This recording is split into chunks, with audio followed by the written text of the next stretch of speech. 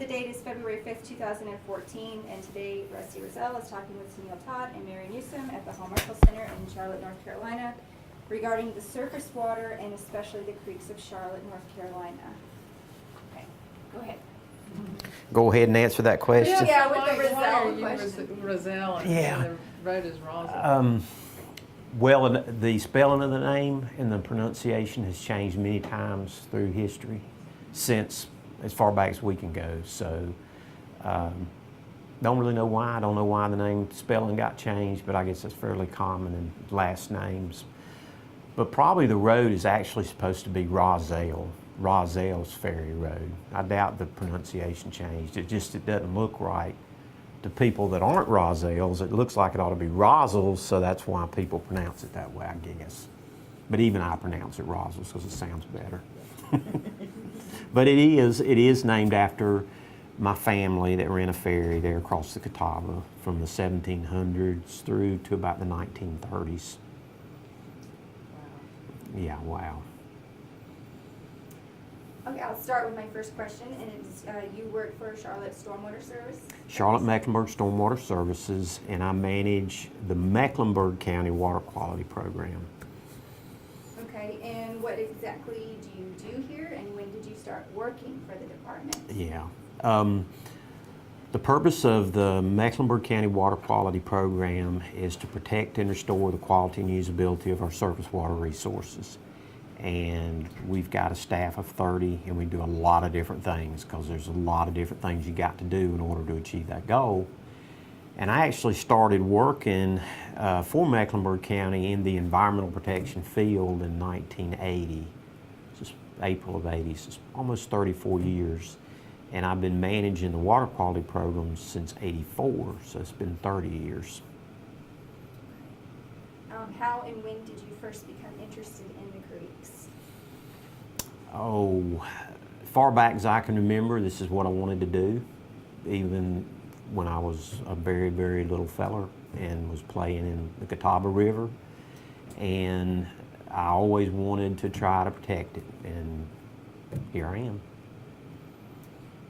Can I ask, where in the Catawba River were you playing? Did you live near the river? Oh yeah, my ancestors had a large plantation right there where the ferry operated, and it was like 1,000 acres. And and that family originally had 9 children, so all that 1,000 acres was split up amongst all the descendants. So I grew up not more than a mile from where the ferry was on some of the old land the family owned.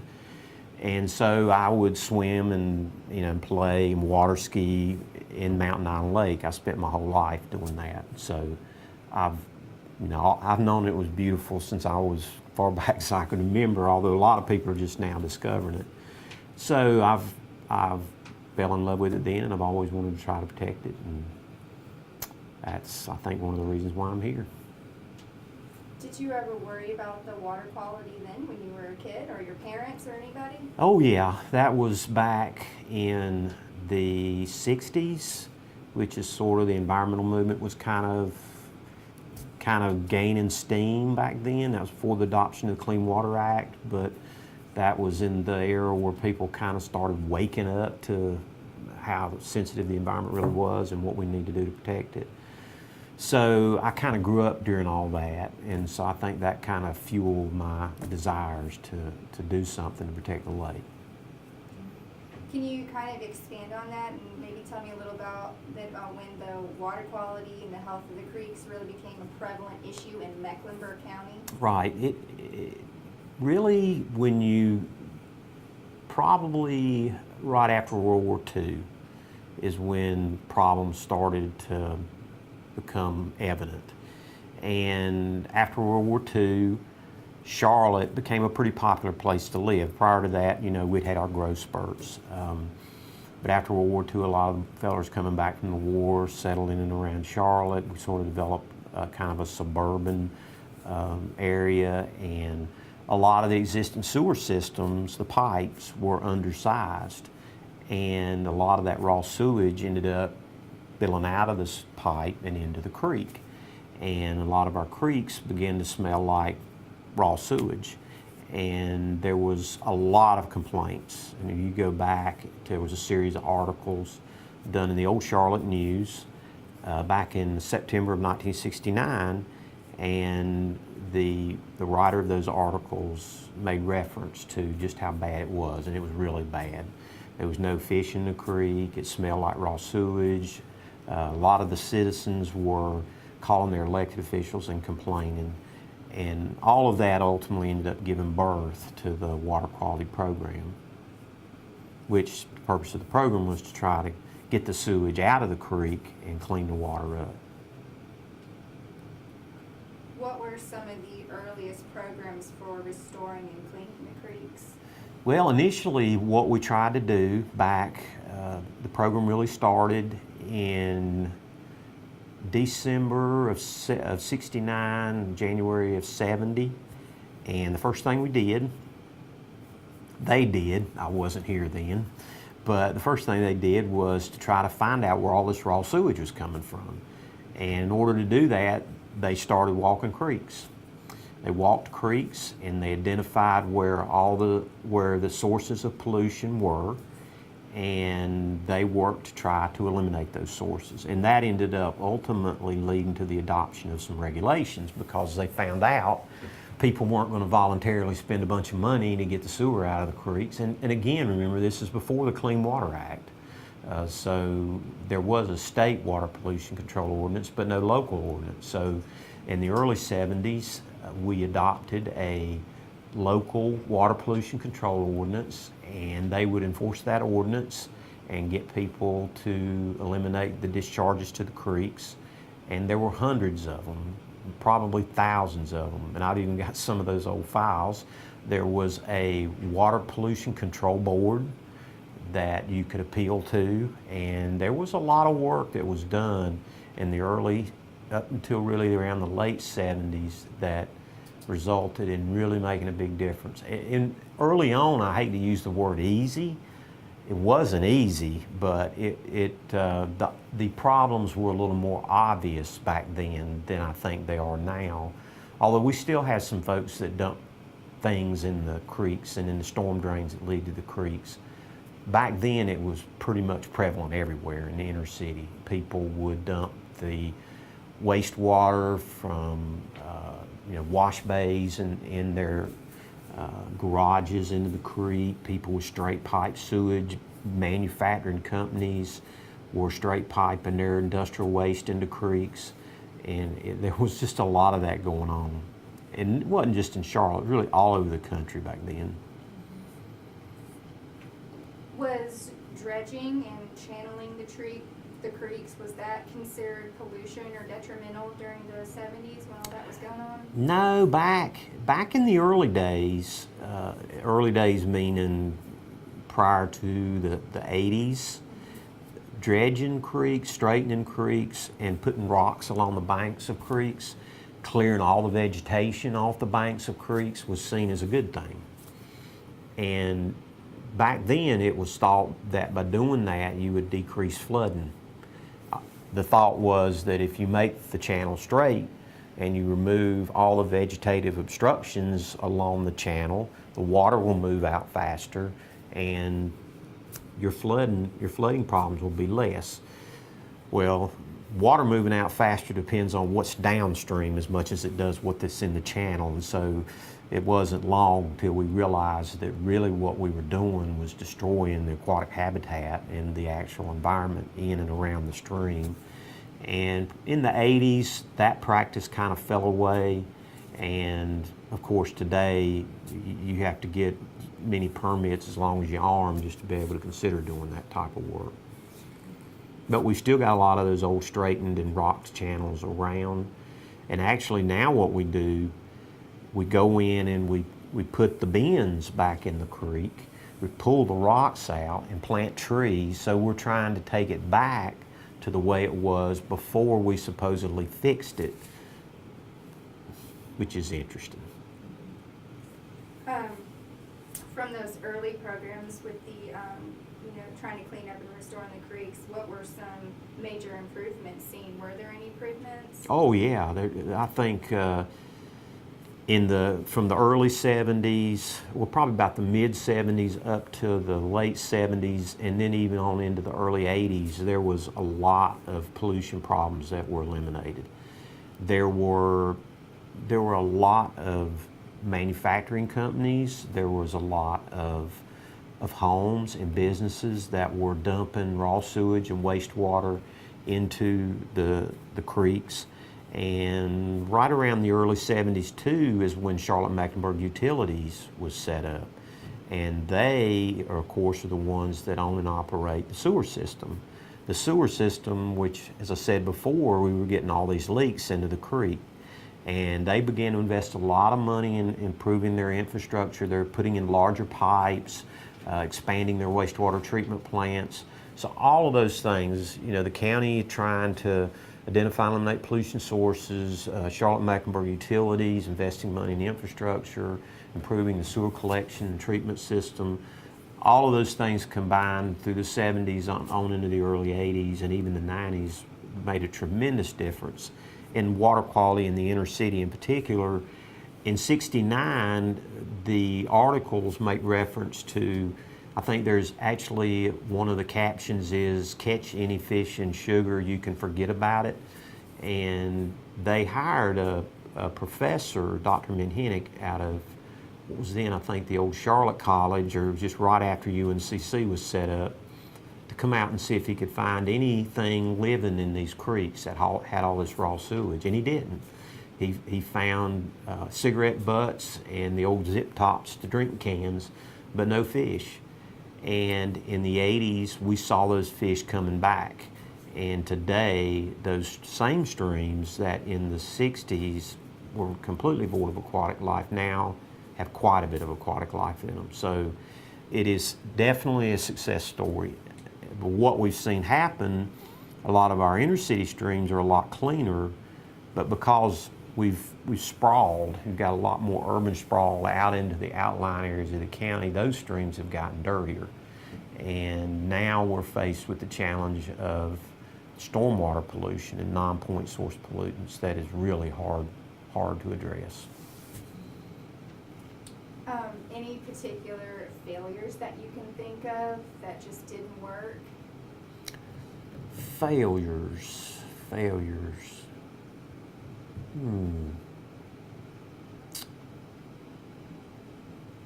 No, but that's a good question. I might be able to answer that after I think about it a little bit. Okay. Do you mean approaches to pollution control? Mm-hmm. Or, you know, any sort of pollution control or restoration or anything like that? Anything specifically that you guys tried Right. that just didn't work? Yeah, that's a good question, and I know there's plenty of them. Hopefully not plenty of them, but I know there's some of them out there. So let's come back to that question maybe. Okay. What are some of the programs and legislation concerning the creeks that you have been involved in bringing about to fruition? Well, okay, I think. Start at the beginning. Well, yeah, we'll start at the beginning. And see, I started with the program in '84, and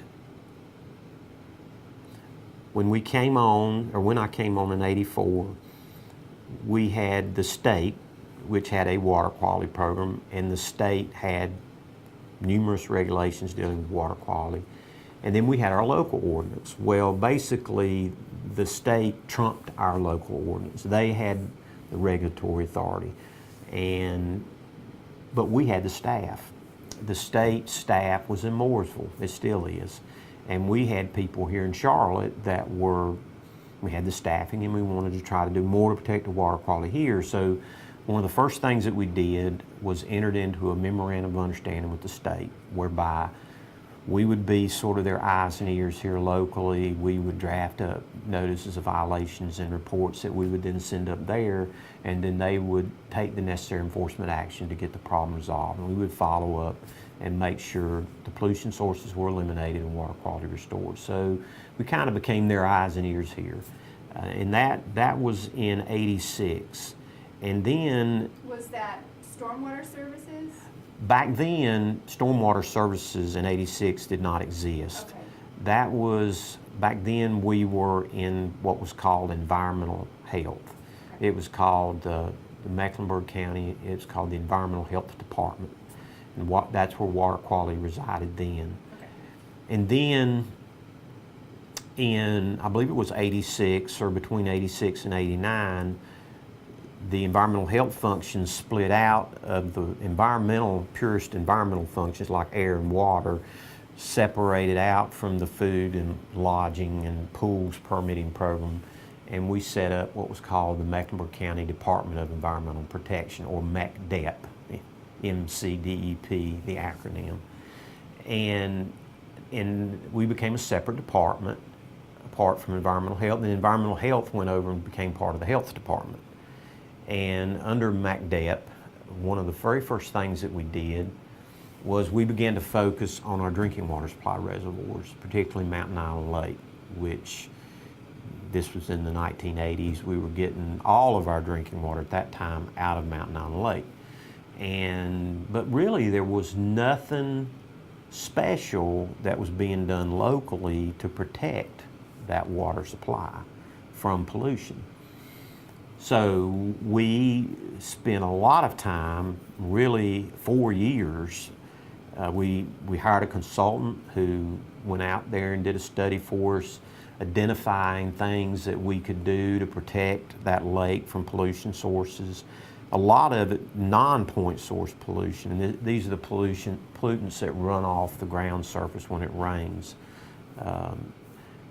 And we also did a lot of modeling and a lot of monitoring. We put together a stakeholders group, and we came up with one of the state's first, what came to be called water supply watershed protection ordinances, and that was in '93. And that was huge because that's where we had buffers along the streams, which back then nobody in the state really had much to do with. We had restrictions on how much built upon area you could put on the land surface to reduce these non-point source pollutants. Just a lot of stuff that was rolled into this ordinance that was new, certainly to Mecklenburg County. We implemented that first in the county because back then most of Mountain Island Lake was in the county, and then later we had to roll it into the town of Huntersville's ordinances and in the city of Charlotte's ordinances as their jurisdictions expanded into Mountain Island Lake watershed. And then we developed ordinances for Lake Norman and Lake Wiley, similar to what we had in Mountain Island Lake. And all these ordinances were developed through stakeholder processes. You know, you pull 20 people into a room, you meet for a year, you know, you try to educate them, you get their input, you try to have that group represent a broad spectrum of the residents and the people that are benefiting from this, and come up with something that consensus on a plan to achieve certain specific goals. And that pretty much consumed most of the 90s, early 90s. And then in 1996, we went before the Board of County Commissioners, gave them a presentation, and basically brought to their attention that most of the streams outside that watershed area we've been working so hard to protect have become polluted, and they're no longer meeting their designated uses, and most of our streams weren't suitable for human contact.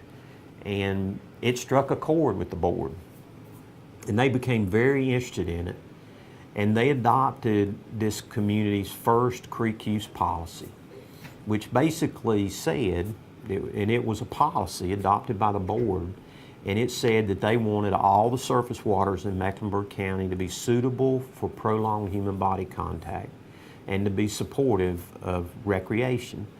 And that became known as the creek use policy, and it was adopted in '96. And they asked staff to come back, I think they gave us 90 days, with a report on how that policy could be met. And we did. And ultimately what was born out of that was this program called SWIM, and it stands for Surface Water Improvement and Management, an acronym. And a lot of things, there were 9 different components of that program that include included county-wide buffers on all of our streams. They were adopted in the late 90s, early 2000. Then there was some intensified water quality monitoring done to identify and eliminate pollution sources. We developed some modeling capabilities within our program to take that data to better predict future impacts so that we could address those impacts while they were still addressable before the problems ever arose. We did that. We significantly enhanced our educational efforts and volunteer programs to get the community involved in a lot of these solutions. So there was just a lot of different things that were pushed forward as a result of the SWIM program. And then in 1993 is when the City of Charlotte was issued what's called a stormwater permit. And amendments to the Clean Water Act in 1989 required that municipalities, large municipalities over 100,000, that they had to implement measures to address these non-point source pollutants. And again, these are pollutants that are on the ground or laying in parking lots, and when it rains, they're picked up and carried to your storm drain systems and into creeks. And that is a problem of the magnitude that it's even hard to imagine. You look at an urban area like Charlotte and all the asphalt road, even the wear of your brake pads on your car and your tires put copper and manganese on the sides of the road that washes in the creek. It's really mind-boggling if you think about all the stuff that we're putting in our surface waters just from our urban lifestyle. Well, in 1989, amendments to the Clean Water Act required these larger cities over 100,000 to put measures in place to try to address these types of pollutants. Charlotte was issued its permit by the state, which was delegated authority under the Clean Water Act to do so in 93. And that gave birth to Charlotte-Mecklenburg Stormwater Services. That's when the utility was set up. And when that happened, the water quality program was still under MCDEP. But a lot of the things that we had been doing as part of the all the other efforts we've been doing to protect water quality fell right in line with what the city was being required to do under this new stormwater permit. So what the city decided to do, instead of setting up its own program, is they would help fund ours. And that went on for many, many years, still going on to this day, 21 years later. Then in 2005, the smaller communities, the towns in the county, were required to get a Phase 2 permit. These are municipalities less than 100,000. And then the county was issued a permit. And then the Phase 1 program was kind of in essence expanded out to the rest of the county, and that's where it is today. Were you at that 1996 County Commissioners meeting where the presentation was made? Yeah, I made the presentation. Describe what that was like, early I've or still late? got it. As a Yeah. matter of fact, I've got the article that the reporter wrote about it and said the commissioners saw the light, or kind of painted what went on in the meeting. And the presentation, it started out by describing just how important the surface waters are to us. The fact that it's one of the reasons this area was originally settled by Europeans in the 1700s, that since this area was first settled all the way up until today, the surface waters are our most precious natural resource. We cannot survive without them. And then carried that theme forward to all the growth and development that we've experienced and how that's negatively impacted water quality. And if we don't do something about it, we're going to be looking at a future that is very grim, where we have polluted waters that we can no longer use. And talked about how it wasn't really safe for kids to play in creeks anymore, that they'd become that polluted. And they were openly concerned about that during that meeting. It was a meeting I'll never forget. It was not during a public meeting. This was a closed session, like an educational session or a training session for the board. And they were very moved and decided they wanted to do something. And it was Commissioner Bush that drafted the creek use policy back then, and it was unanimously adopted.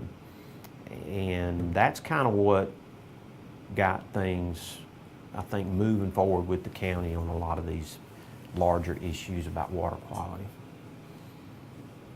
Can you talk a little bit about where that decision fits into this whole timeline of decisions that you've described? Yeah, and I think I might have got it off a little bit in my previous discussions, but the city of Charlotte got its phase 1 permit in '93. And in '93 is when, we started working with them to meet their permit requirements. And then it was '96 that the swim program got started. And the swim program was a county initiative, and it just kind of added to what we had already begun under the city's phase 1 program and phase 1 stormwater permit. And then after swim, that's when the swim buffers went into effect, and a lot of the other changes that we've seen over the years. And then in 2005, the phase 2 permit came in for stormwater, and that resulted in even more enhancements. So,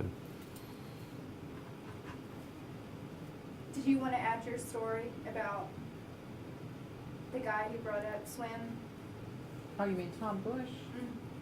Who told me, I think he told me that he deliberately brought it up late at night so that the county commissioners would be ready to go home and wouldn't. yep, as I recall, reject it.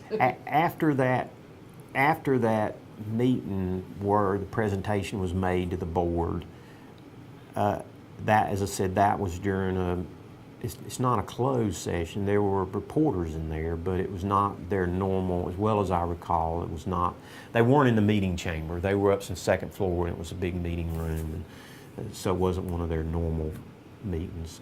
But it was the meeting after that, if I remember correctly, that was in the meeting chamber that Tom Bush presented his written creek use policy, which was a follow-up to that presentation. And as well as I recall, it was late. I didn't know that part of it, but we were there because just in case there were questions of us, staff, when I say we, I mean staff.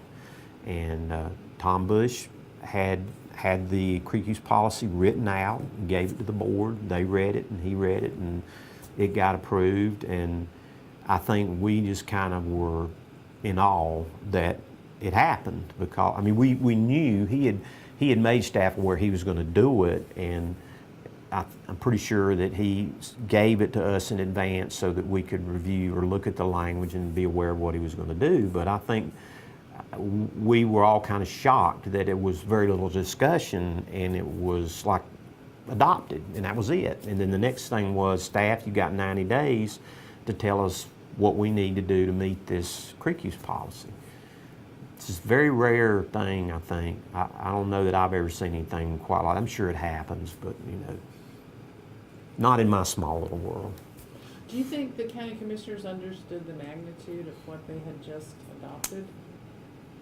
I think some of them did, but I'm sure some of them didn't. And I don't think they really saw how that I don't think anybody really saw how that fit into the larger picture. I mean, here we've got this growing community that has got all these water quality issues. You've got a phase 1 permit that was issued a couple of years ago, but you still got issues that need to be addressed out in the county and other areas. Swim program comes in, kind of fills in that little bit of a void, gets us going down the right path there, and then a couple of years later comes a phase 2 permit, and we're ready to go. We've got all our stuff. So it all just kind of fit together really nicely, and I don't think anybody really, including myself at that time, saw how that, or realized how all that was going to come together. So A couple weeks ago when we talked, you had said that swim was one of the best things that ever happened to the surface waters. Can you kind of elaborate on the effects then that it's had? Well, I think there's been a lot of things that have happened. I think the phase 1 permit was very important. I think swim was done, and it was not part of a regulatory requirement. This was a voluntary thing that the county did. And I think that in that respect, yeah, it was a landmark event. And I think probably one of the best things that came out of SWIM were the buffers. And that is basically you just don't build right up to the bank of the creek. You just leave an area of land naturally vegetated. And you leave it there, and you in your stormwater pipes so that that vegetated area can kind of filter those pollutants before it enters the creek. We've had a lot of issues with what happens on the downside of that pipe. We've had erosion, and we're trying to work with some of those issues now still. But just that simplistic of a thing, which it almost seems like common sense that, I mean, it used to be, and we've got pictures where here's the creek, and we actually had houses built right up, just very close to the bank of the creek, and a lot of other impervious surfaces right on the waterway. And that's just intuitively doesn't seem like a good thing to do, and it really isn't, but it was going on. But the swim buffers kind of set that area aside. And at the time, we knew, and when we wrote those regulations, we did it not just for water quality, but we did it for flood control, because if you don't put things near the creek, that helps with flood control. We also did it for wildlife preservation, habitat preservation, and we also did it for the future greenway system. So we actually thought about all those things in doing it, and actually put it in our purpose statement for the ordinance. And you know, and it's really, and that's been now, let's see, that's been 14 years ago, 15 years ago, something like that. And today we can really see, because we do have an area along the creeks now where we can put greenways, which we never would have had, because now we're going in and putting greenways in already developed out areas of the city. And if those buffers wouldn't have been there, well, where would you have put them? You'd have had to run them through people's backyards or through their living rooms. So, and we see the benefits in flood control and how it's helped us there. So we're now beginning to see the benefits of some of that legislation that was adopted, 14 years ago through the SWIM program. So it's neat. I remember just you're talking. I remember I think I sent you a photo of a house that Yeah, was I've right still next got to the it. creek. Oh, I would love to. Yeah, I think I've still It had, got like, that. Wood. It was like propping up the Yeah. wall of this house under construction. So Yeah. here's the house, here's the creek, and the wood is like propped against the opposite creek bank. It was amazing. There were really some interesting stuff back then, but anyway, yeah. Just for kind of definition purposes, can you kind of explain what a phase one permit is? Yeah. I mentioned back in 1989 when the Clean Water Act was amended to require municipalities to address stormwater pollution. And of course, federal government recognized this was far too big of a problem to solve all at once. So they said, let us deal with the larger problems first.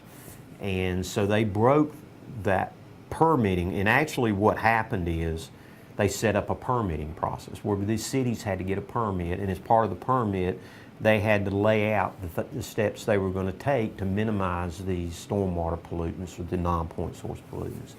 And they broke this permitting process up into two phases. A phase one, which was the big cities like Charlotte, greater than 100,000, and the phase two were all those cities less than 100,000. So that's what the phase one permit and phase two permits is. The county and the 6 towns got a phase two permit. The city of Charlotte got a phase one permit. But the permits, a lot of what's required is the same in both. And we, the way we went through that whole permitting process and the way we got the permits written is that the county administers the permits for the county and the 6 towns, CPCC and CMS, which are also required to get permits. And the city administers their phase one permit, but we perform the activities and compliance measures together. And it's really saved costs and enabled us to have a very good program. Flooding is one of the main issues of the creeks, and obviously they used to do the channeling and dredging and stuff like that. So now, how are we managing flood control while at the same time keeping the water quality as a top priority? Now the emphasis is on regulating what you do in the floodplain. We've got floodplain ordinances now, and there are restrictions on where you can build, and we've got, as I said before, the buffers, which require that you stay a certain distance away from the creek. So sort of the theory now is, let's let the floodplains do what the floodplains do as best we can. Floodplains are connected to the stream, they're part of the stream, they're meant to be flooded, so let's let them do that. But let's keep the houses and the structures out of harm's way. And that's what we do with all of our floodplain mapping and our floodplain ordinances. It used to be that the focus was on trying to alter the creek so it could carry more water. We've always, or for a very long time, had floodplain regulations, but I think at some point we actually thought we could do something to the channel itself to make the creek less prone to flooding. I think we found out now that's not really very practical. So now the focus is on enforcing these floodplain regulations, encouraging people to get flood insurance, trying to keep people out of harm's way when it comes to flooding, and just to let the floodplain store floodwaters, which is what it's supposed to do. What's the significance of the greenways, and how are they affecting the creek and the urban environment that they're in? Yeah, the greenways. Well, the greenways, that has been around a long time. I mean, the greenway system actually got started in early 80s, if I'm remembering correctly. And of course, the concept is you create a network of trails where people in this urban setting of Charlotte, Mecklenburg, can get out and enjoy a little bit of the natural environment. And all along, the focus has been the trails being along the creeks and to kind of follow the creek system. And when we wrote the swim buffer ordinance, we did it to take that into account, that we would have that area available to put trails. So the greenway trails themselves do not negatively impact water quality. I think what the greenway trails do is very positive in that it gets our citizens out into the natural environment in areas in and around our creeks. And oftentimes that's where we find water quality problems. People calling in that have walked the greenway trail, called in and seen something unusual and called us to report it. And I think it just raises citizen awareness of their environment, to have an opportunity to be out there on the trail, and causes them to be more concerned. And there's definitely been an increase or heightened awareness of water quality over the 30 years I've been in this business. And I think a lot of money spent on ads, but I think a lot of that too maybe is the greenways, and people, I think, spend time in these trails, and that's sort of heightened their awareness too, I think. So greenway trails are a very good thing, and I think they help in our mission to improve water quality. What are the benefits of involving citizens and neighborhood residents in creek restoration projects? Yeah, it's a huge benefit. For example, in Mecklenburg County, we've got about 3,000 miles of stream that have flow in them year-round. And we got 190 miles of shoreline in 3 of those 11 lakes that make up the Catawba River system on our western border. And we've got 30 staff people.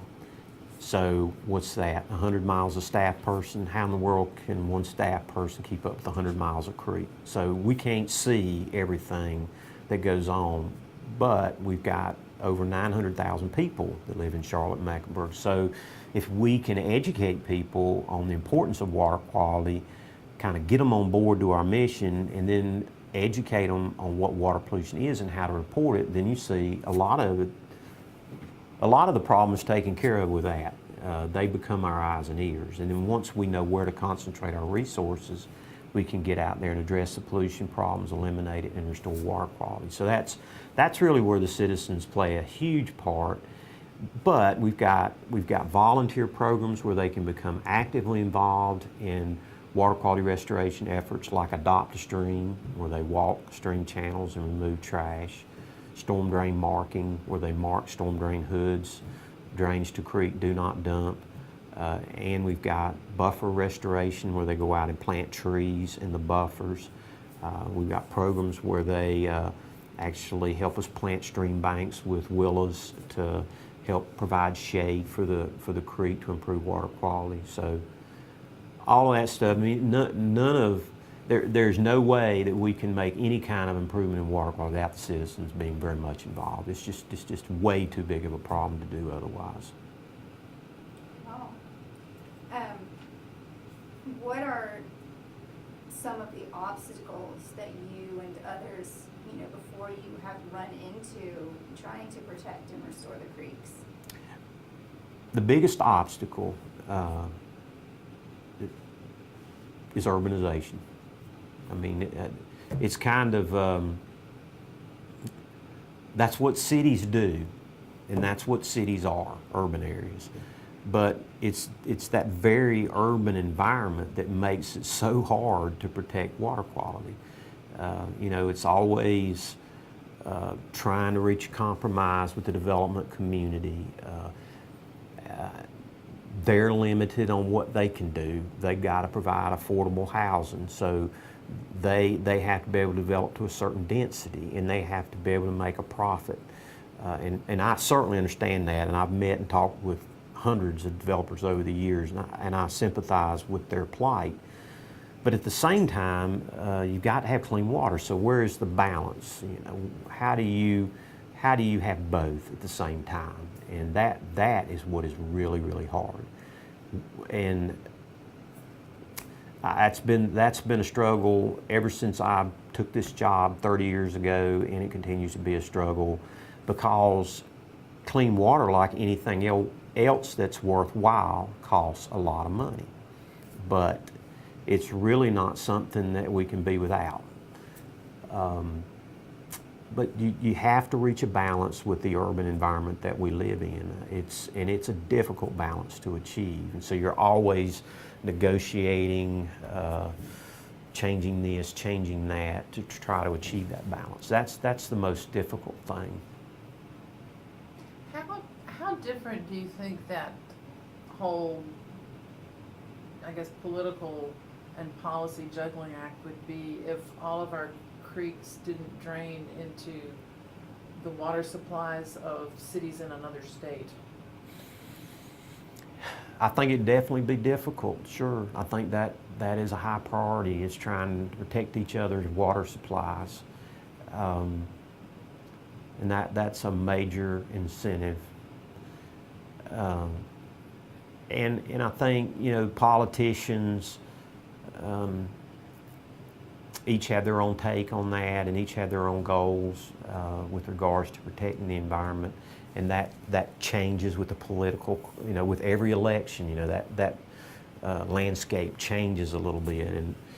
And that's the other thing, the politics involved in it make it very challenging. But it's always that struggle between land development and a clean environment that water quality kind of bumps up on.